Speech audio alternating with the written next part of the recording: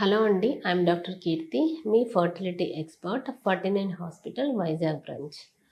So కొంతమంది patients అడుగుతూ ఉంటారు, మేడం మాకు around the time of menses లైట్గా స్పాటింగ్ లాగా అయ్యింది.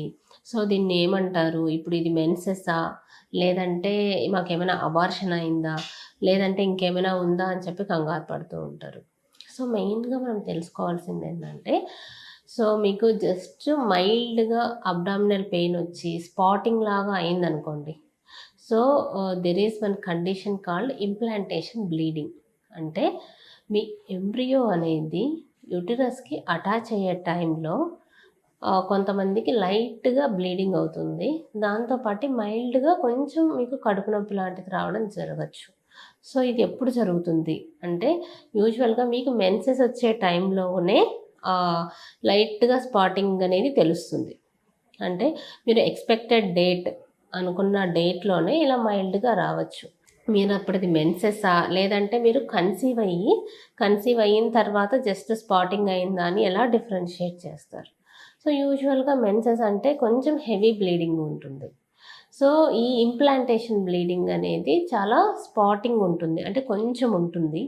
అది కూడా ఓన్లీ 1 or 2 days ఉండే ఛాన్స్ ఉంటుంది. ఇందులో క్లాట్స్ రావడం కానీ అలా ఏమీ ఉండదు. అంత హెవీ మెన్సెస్ వచ్చినంత కొంచెం ఎక్కువ పెయిన్ కూడా ఇందులో ఉండదు. సో మరి ఈ ఇంప్లాంటేషన్ బ్లీడింగ్ ఏ టైంలో అవుతుందంటే, ఎగ్జాక్ట్గా usually around 10 to 14 days after your conception అవుతుందన్నమాట. సో మీరు ఓవ్యులేషన్ అయిన తర్వాత ఓవ్యులేషన్ డే నుంచి లెక్క పెట్టుకున్నట్లయితే ఒక 10 to 14 days టైం, అంటే అదే around the time of menses ఇలా మీకు స్పాటింగ్ అవుతుంది. ఇలాంటి ఇంప్లాంటేషన్ బ్లీడింగ్ గురించి యూజువల్గా మీరు కంగారు పడాల్సిన అవసరం లేదు. ఇది ప్రెగ్నెన్సీకి మనకు ఒక పాజిటివ్ సైనే.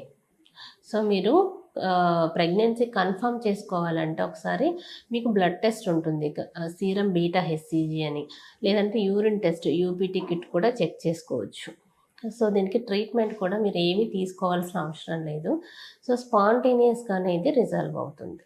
సో మీరు ప్రెగ్నెన్సీ ఎక్స్పెక్ట్ చేసి మాకు జస్ట్ లైట్గా స్పాటింగ్ అవుతుంది అన్నప్పుడు, మీరు చాలామందిలో ఇలా ప్రెగ్నెన్సీ వచ్చి, అంటే మీరు కన్సీవ్ అయిన తర్వాత ఎంబ్రియో అనేది యూట్రస్లో అటాచ్ అయ్యే టైంకి కరెక్ట్గా 14 daysకి ఓవ్యులేషన్ తర్వాత ఇలా స్పాటింగ్ అవుతుందన్నమాట. సో దీనికి ఏ ట్రీట్మెంట్ అవసరం లేదు.